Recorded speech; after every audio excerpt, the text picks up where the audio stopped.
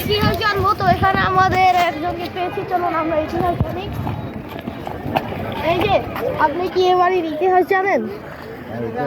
আচ্ছা ঠিক আছে, ক্যামেরার দিকে চেয়ে একটু বলুন, জোরে বলুন।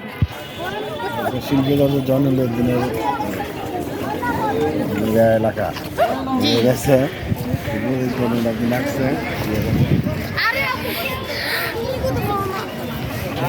উনি একটু মানে যেভাবে বলেছে সেভাবে সাউন্ড না আসতে পারে। আমি আপনাদেরকে বলছি, যখন সোনারগাঁয় সৃষ্টি হয়েছে ইশাখা, তখন এই গ্রামটাকে সোনার মানে তার স্ত্রী সোনার নামে করেছিলেন।